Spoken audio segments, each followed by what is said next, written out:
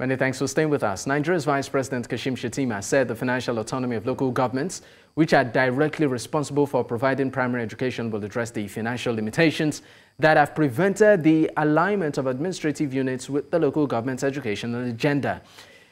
About 15 states have announced or held local government elections in the last 1 month since the Supreme Court granted financial autonomy to the third tier of government, ordering the federal government to pay the 20.60% monthly allocation of the 774 LGs in the country directly to their exclusive accounts and not through the accounts controlled by the governors of the state.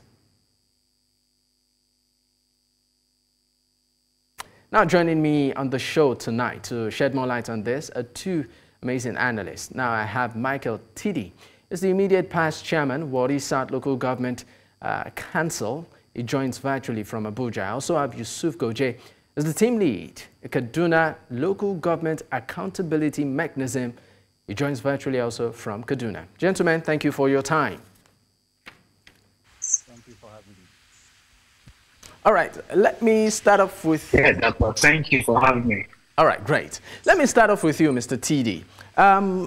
There's been a lot of reaction since that judgment, passed by the court as regards local government getting their revenues, even though we've seen reactions even from states where some states have, challenged that initiative, the likes of, or your state, where some local governments are still insisting that their revenues still come through the state governors. I'd like your take on this verdict, particularly on its impact, on the quality of governance at the grassroots. Mr. Tiddy.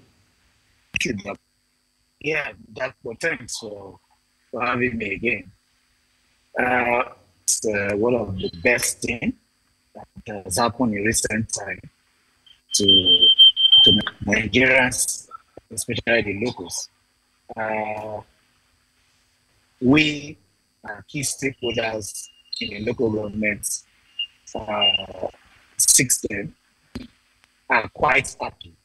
I, in particular, am very, very happy this autonomy, this landmark judgment that was gotten in 2024 as rigorously pursued by Alain Latif Fagbemi,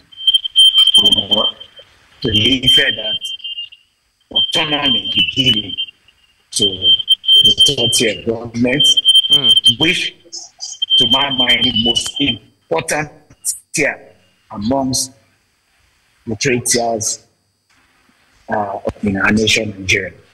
So it's a welcome development. This the respective councils, unfettered access to their resources. Of course, this would impact positively on the people. If and I repayment who are to manage their resources independently was going to use those resources for the good of the people who gave them the mandate. All right, let me leave you for a moment, Mr. Tiddy. Let me go to Mr. Goje on this one. What do you make of this directive by the court? All right, good evening and thank you for having me this evening. Like my earlier colleague has said, this is a welcome development, but it is not yet uhuru. We should be cautious with our optimism because when you are about to bring change, there will be definitely forces that would push back. But be that as it may, this judgment would surely spark up the needed reforms that would ensure that the tier of government that can actually deliver democracy, the dividends of democracy to the people at the grassroots, is in a position to do that. But there are a lot of hurdles that are before this policy pronouncement, because as far as implementation is concerned, the Supreme Court judgment is still a policy pronouncement until the necessary constitutional provisions are amended and also the needed institutional restructuring and repositioning have taken place. We would still not say we should start celebrating, but again, it is a landmark judgment, and we should commend the president for taking the bull by the horn. As a matter of fact, if you go to, I think, page 17 of the APC manifesto, they promised as a party that they would devolve resources and powers to state and local governments and also strengthen the political system at the local government level. So it is the first step, but again, this is more than ever a time that all hands must be on deck, because recent history has shown that during the last administration, when the executive order was made, the governors fought it. When the National NFIU Act was passed, they also went to courts to fight it. And also, you would not forget all the constitutional review and amendments that were attempted to give local government financial and administrative autonomy. They have used the various state assemblies to block it. So we should expect a pushback, and we call on all stakeholders to support this first step that the president has taken to ensure that we really stand up to the various blockages that might be the way to ensuring that local governments are truly not only financially autonomous, but also politically and administratively. Okay, I mean, you said one thing you definitely did highlight or speak about is you kept referring to pushback, of this initiative, saying that people should support. But let me leave you for a moment there, Goje. Let me go back to Mr. TD. You yourself were the immediate past chairman of that Warri South Local Government Council. I just want us to backtrack a bit with reflection, during your time as the local government chairman. How was the system like? What was the modus operandi, particularly when it comes to receiving payments?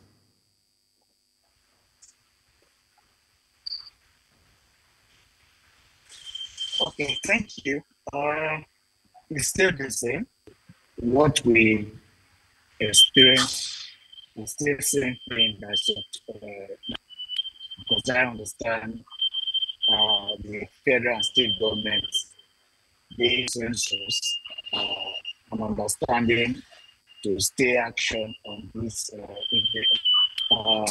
the autonomy, for a period of 3 months, from the full implementation of this autonomy. Yes, what we is we have a situation whereby when the state book, which is Federal Allocation Committee meetings, the local government federation account is sent to a particular account by JAC, which is Joint Allocation Committee account. The Constitution, section 162 sub 5, provided for that particular account, which of course is set, by the governor of our respective states. Of course, before that money is shared, we chairmen turn to our JAC meetings once a month, and of course, we leave the allocation as presented by the Ministry of Local Government.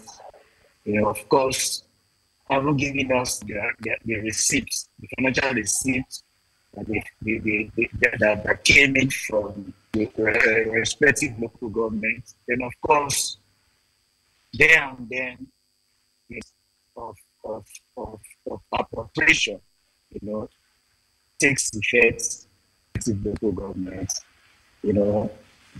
Of course, meet our respective executive committee meetings,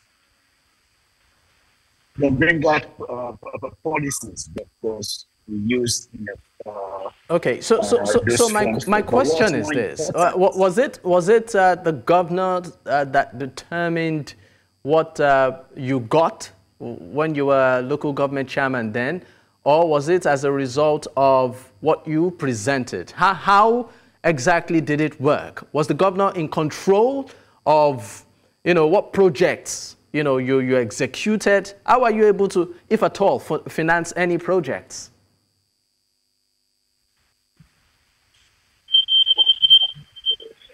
Yeah, this is a question. In my earlier explanation, I made mention of upon leaving Jack with government, you call your executive committee meetings, must end once a week. Then we look at the, at hand, look at our revenue.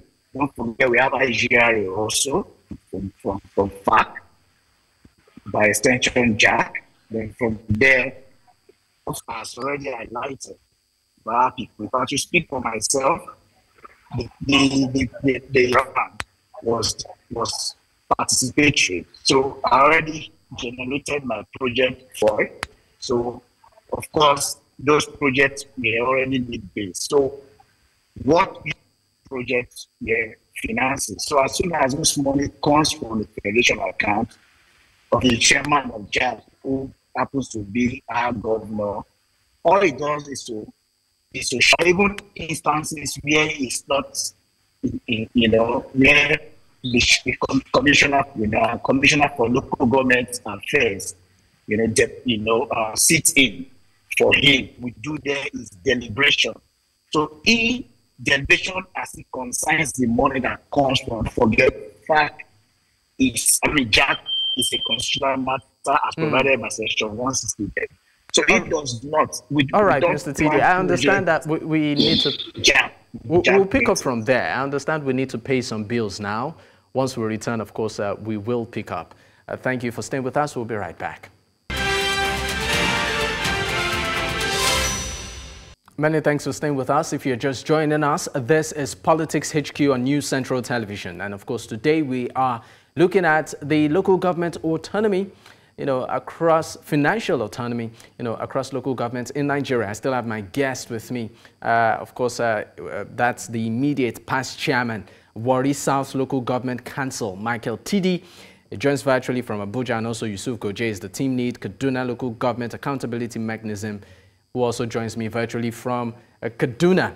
Gentlemen, thank you. Let me move to you, Mr. Goje. Now, you, of course, are the team lead for the Kaduna Local Government Accountability Mechanism. And I'm sure that part of what you do is to ensure that there is some level of accountability in terms of how monies are spent, being a corruption watchdog and all of that. I mean, in your years of doing this, what have you noticed as what I call it, rot areas, particularly when it comes to local government administration? All right, thank you. So it cuts across political, administrative, and financial challenges.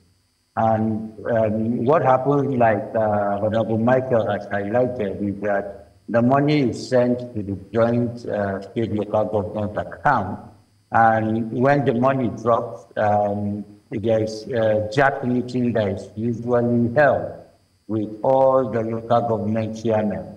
But in this case, the assumption is that the essence of having the state joint account is, on one hand, to ensure that there is accountability and there is also prudence management of the funds at the local government level. But what we have seen is, on the other hand, state governments now using that as an instrument on one part to ensure that they have full control of the resources of local government. So during these JAC meetings, most times, it is just a one-way communication engagement.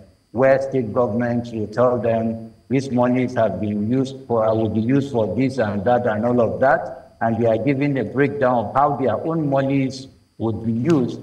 So more or less, the state governments are usually in control of how the local government spends their funds.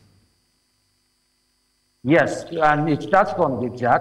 So, and again, through the instrumentality of the state laws, through the state assembly, there are certain laws that mandate local government to remit certain amounts. For example, in Kaduna, we have the local government committee law, state local government committee law 2019, where it mandates all the local governments to remit to about 8 items that has to do with primary education, primary health care, environment, security, and other areas in that direction. So usually when they meet in the JAC, the state government tells them what they are deducting from the local government funds to allocate to those amounts. Then what is remaining, more often than not, again, the state government still determine what project the local government should use it for. And for example, as a local government chairman, you cannot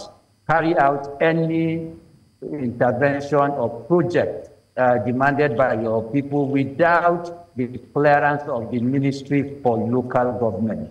So even the little amount of money that gets to the local government, you still need to go back to the state government for them to clear that particular project, if not. And most times, again, you see situations where even in their budget process, formulation process, a list is brought to them of what and what they should include in their budget and the amount to allocate to. But again, if I still have time, there's an area that I think this conversation has generally neglected. And that is that this particular law is only focusing on the statutory allocations from Abuja. And if you look at it, statutory allocation alone is cannot run. I was also going to get there, but I wanted you to land, because I also understand that many of these local governments to generate funds internally, and there seems to be little or no focus, particularly when it comes to accountability, as regards the use of these funds. But we'll get to that. Yes. I'm going to still stay with you on this particular, the old system of joint account, and you saying that to a large extent the state government determines how these local governments spend their money. What do you think, aside the control of finance or their monies, what else do you think, what leverage do you think these state governors also had over many of these local government chairmen? Is it the fact that as at then, many of them were a product of, selection, caretaker committees and all of that? I would like you to speak on that. Yes, so for Kaduna, we've had back-to-back elections, local government elections, for the past, I think, 6 years. And so the issue of caretaker committee is not much there compared to other states. But what we have found out is that more often than not, because it is still these state governors that control the structures of the political party. So from the point of view as a candidate, as an aspirant wanting to be a local government chairman, you must be endorsed by the governor. And more often than not, it is the state governors that fund the campaigns of their favored candidates. So it now means that it is very difficult for these candidates when they win, because definitely they will get the support of the state governor, so the likelihood of them winning is usually high, even though here in Kaduna we had a situation where oppositions were able to get some of the local governments. But be that as it may, you still found out that using the party structure, usually state governors would determine who would win the election, and when he gets there, his loyalty will definitely be to the governor, because some of them will want to go for a second term.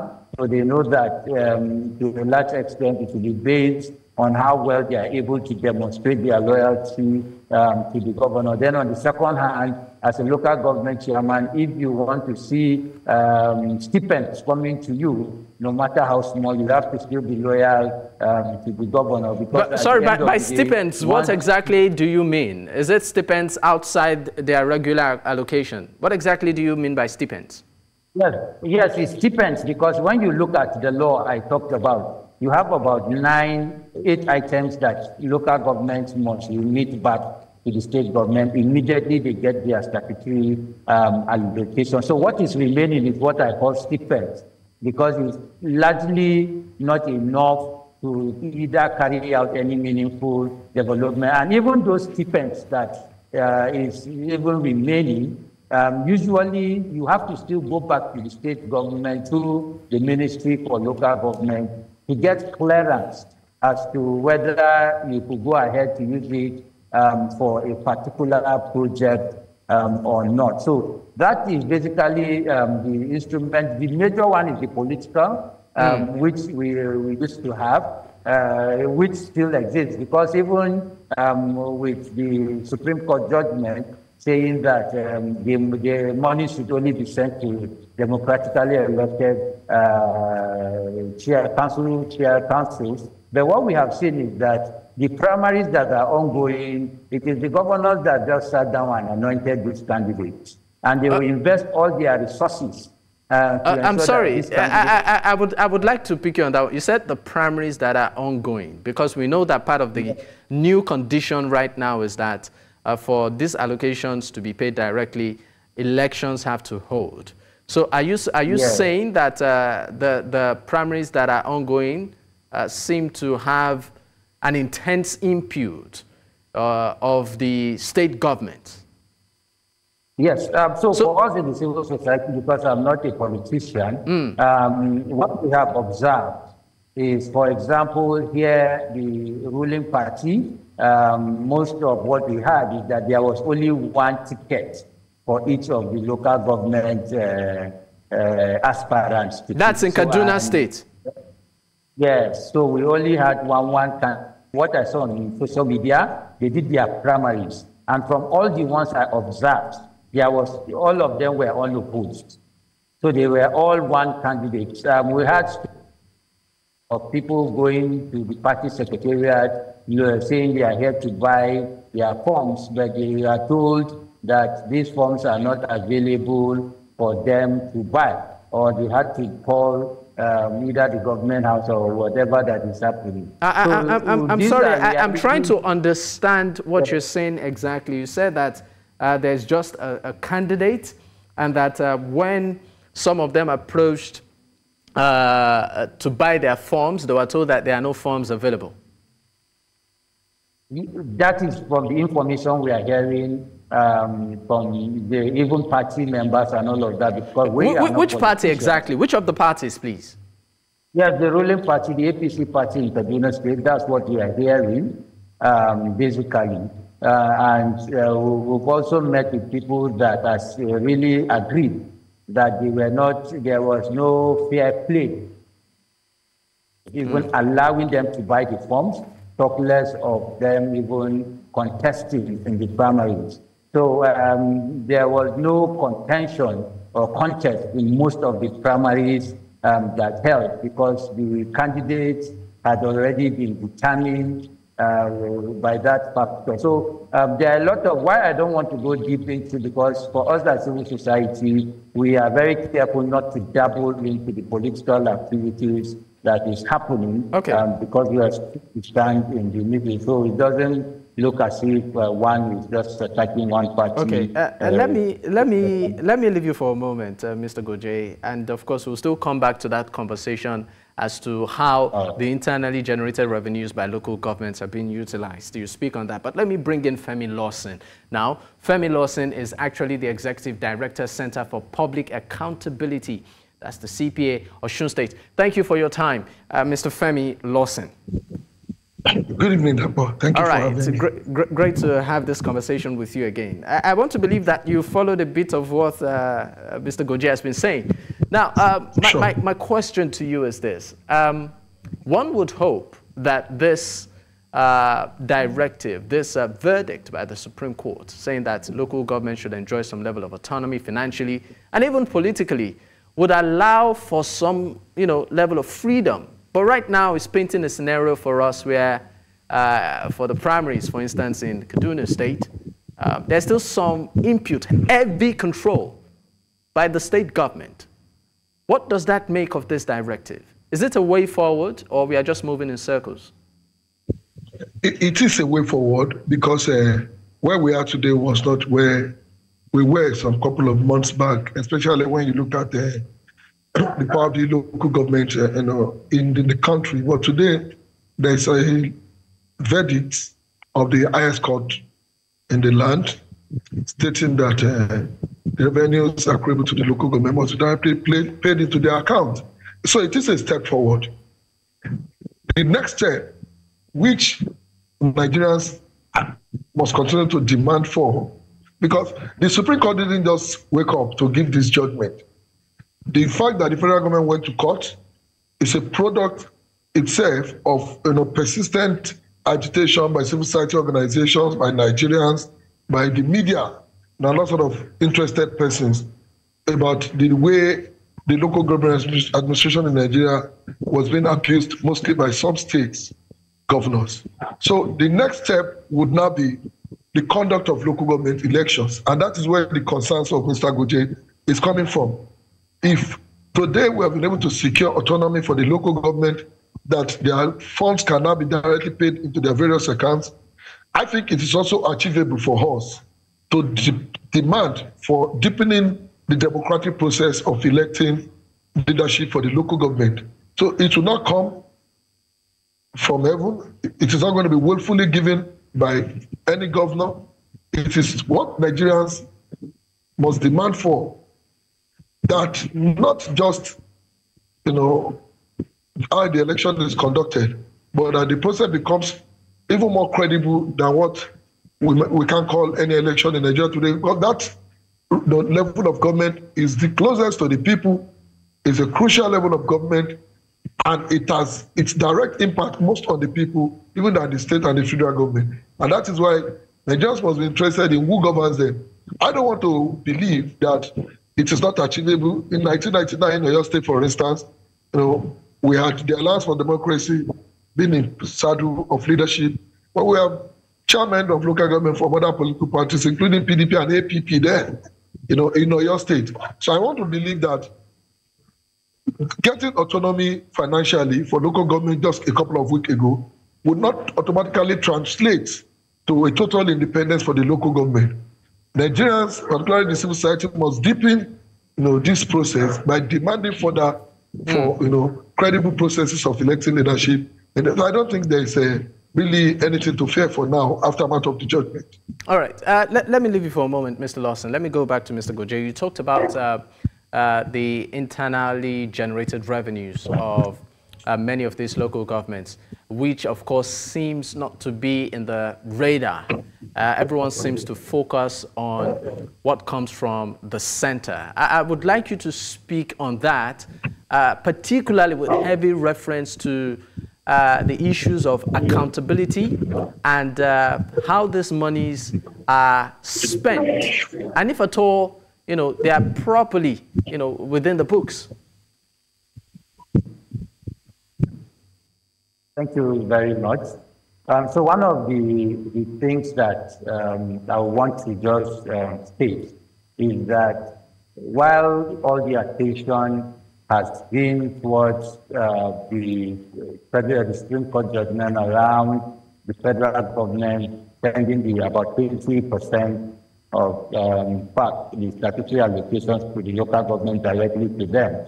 Then what we forget that in a lot of the states, most of these local governments are not even in control of their independent revenue. So, for example, here in Kaduna, we have the Tax Law 2022, which has taken away the power of local governments to generate their independent revenue. It has now been centralized with the Kaduna State Internal Revenue Services. So while there is a committee that is made up of some of the local government staff. But when it comes to the collection, with the state internal revenue service that does the collection. And one of the things we have identified is that usually local governments have continued to complain that they have been shortchanged when it comes to the conciliation of what should be remitted back to them based on what has been collected. Most times again, you hear situations where local governments are expecting these remittances and the state government might come up and tell them that we actually did a particular project in your local government and these were part of the funds that were used for those projects. There another area that we have also not looked at is there's the 10% IGR of the state that is expected to be remitted back to the local government by the state government, which most state governments have over the years implemented it in breach. There are years that they don't remit a kobo. And one of the things we need to put in context is that if we don't focus on also pushing for maybe such pronouncement to extend to their independence to generate internal revenue, then we will just still be, we will have the problem that is hard to solve. For instance, if you look at from our monitoring, when you look at what comes as statutory allocation, you find out that the moment salaries are paid of primary school teachers, of primary health care personnel, of the local government personnel, you find very little remaining from the PAC allocation, which also goes to other areas like environment and all of that. So PAC alone is not enough. So we need to see how, on the one part, ensure that local governments are also given the autonomy to independently generate their own revenue, and all other funds should be given to them. Then also, there's even the issue of where you hear states collect loans in the name of local governments and utilize those particular loans. You said states collecting loans on behalf of local governments, in the name or on their behalf? Yes, in those instances. So at the end of the day, they keep on deducting funds from these local government funds to repay for probably projects that these local government councils had no input into it. So another area is that local governments should even be given the capacity to be able to seek for grants and other sources of revenue, so that when you look at the funding for activities at the local government, at least you would have sufficient funds to be able to carry out those peculiar developmental projects that the communities request at the local government. But be that as it may, there are other governance components that, for example, here in Kaduna, we can commend the state government for doing that. So with the support of the development partners, since 2017, there have been far-reaching reforms at the local government level, and that is why you could see that we have the Kaduna Local Government Accountability Mechanism, which is which I lead in Kaduna. It was initiated between the Ministry for Local Government and development partners and civil society, where we sat down and came up with a community engagement framework, as well as a social accountability framework. So all the 23 local governments in Kaduna State currently have their local government development plans, which is linked to the state development plan. Then secondly, there is participatory budgeting. Here in Kaduna, we call it Community Development Charter, where through an inclusive, participatory, and consensus... Well, Mr. Goje, we will actually pick up from there, but I understand that we really need to pay some bills now. When, of course, we come back, we will pick up from there. Thank you so much. We will be right back. Many thanks for staying with us. If you're just joining us, this is still Politics HQ on News Central Television. Of course, we have been looking at the recent ruling concerning the local government autonomy in Nigeria. I still have Femi Lawson with me. Femi, thank you for staying with me. All right. Femi, recently there was, a revelation that this recent directive, has a bit of hiccup, and that has to do with payment of salaries and also some logistical challenges. Hence, payments directly to local governments was slightly stalled. I would like you to speak on that. Well, I listened to some conversations around this a few days ago, and I understand that there's already an understanding between the federal government and the state governors over the implementation of this judgment. This judgment was entered in favor of the federal government.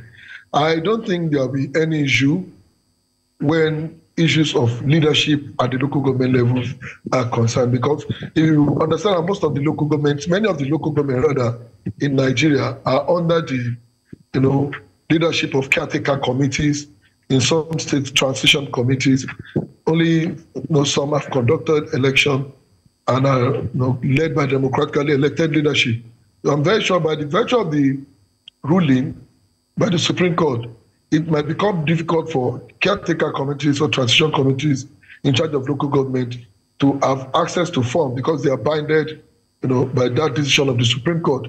It is in that regard that the government at the state level, the governors have now met with the federal government to the extent that they have given a timeline of about 3 months to harmonize issues of leadership at this various local government level to allow a free and unhindered implementation of the ruling of the Supreme Court. And I know with that, whatever hiccup has arisen over the last couple of weeks should be sorted already by the virtue of the understanding between the federal government and the state governors. All right. Now, one issue also that has popped up is the issue of accountability. Right now, we will be seeing a situation where many of these local governments will have more access to funds and maybe little or no intervention, particularly from the state government, right? And the question on the lips of many is, how do we ensure that our local government chairmen or our local government representatives, are accountable for these monies being paid, directly, to them? So the issue of accountability, is key and pivotal in all of this. How can this be achieved? The quickest way to achieve that is for us as Nigerians, as the media and the civil society, to live up to our responsibility. We must serve as a watchdog, because in this country we've seen governors, we've seen ministers being taken, through the anti-corruption, institutions for abuse of office and, of course, misuse of public funds. So fundamentally, I think we have a duty as Nigerians, as media and civil society, to continually, police and monitor the administration of the local government finances. That is one way we can achieve this. We must ensure that we do not just leave this local government to operate as autonomous entities without thoroughly, probing how public funds are administered by this local government. So the media, which has been playing fundamental roles in ensuring that we expose corruption, in public places, must also go further. While we are beaming the searchlight on the federal government, on the state government, we must go further by beaming the searchlight now more on the grassroots governance, which is local government, to ensure that monies that are not being directly allocated to this local government are not mismanaged, that chairman of local government or whoever is in charge do not abuse office. Maybe one way to sort of ensure this, particularly when it comes to the level at the grassroots level, is to also sort of sensitize people on how important the local government is. For many people, they feel that, the government that is closest to them is maybe their state government, right? Their state governors. If there are issues within the state, they call the name of their governors. The road in front of their house is bad, no lights on their streets. They say it's the state governor. So how important is the local government, in the scheme of things? Why Nigerians got to the point of demanding almost everything from their state government was due to the collapse of the local government administration. In the past, while growing up, I never even remember if at any time there was any local government, any state government projects within the communities I lived. When you see graders coming to your street, it was the local government. When you see sanitation officers, they were from local government. Primary school that we attended, administered by the local government, and some of the basic necessities needed by the communities were provided by the local government when the local government system was effective. Why it became everybody looking up to Abuja, the governors, is because the local government became practically impotent, that it was no longer existing. But now that it has gotten financial autonomy, now that we are going to begin to see people electing their own chairman rather than people who are appointed from governor's office to come and administer the local government. Now, the people would also shift their attention. So it's a question of orientation, and it's going to be the job of the media, the civil society, and every other, even including faith-based organizations, that now, that drainage on your street is not what should be done or what should request for construction from a Lausa, but rather from your local government, who is primarily responsible for roads within the community, for your basic health center, for your primary schools within your community. So it's going to be a lot of education to let our people know that now power has returned to the local government, and they must take advantage of that to demand for what is the responsibility of the local government from there, rather than looking upward to the state government. And sometimes, see issues that are not even of concern to the federal government, you see Nigerians, calling out the president over it. All right. Olufemi Lawson, I understand that that's all time will permit us. Thank you so much for being on the program. Executive Director, Center for Public Accountability, CPA, Osun State. Once again, thank you for your time. My pleasure. All right. Also, many thanks to our guest that joined us earlier, Mr. Michael T.D., the immediate past chairman, Warri South Local Government Council, who joined virtually from Abuja, and also Yusuf Goje is the team lead, Kaduna Local Government Accountability Mechanism, also joined virtually from Kaduna. Well, that's the beat we can take today. In case you missed out, you can actually catch up on our YouTube platform. That's News Central TV. You can also follow us across social media. The same name, News Central TV. I am Dakwa Adigboyi. You can follow me likewise across social at Dakwa Adigboyi. Until I come your way again, be a responsible citizen. Good night.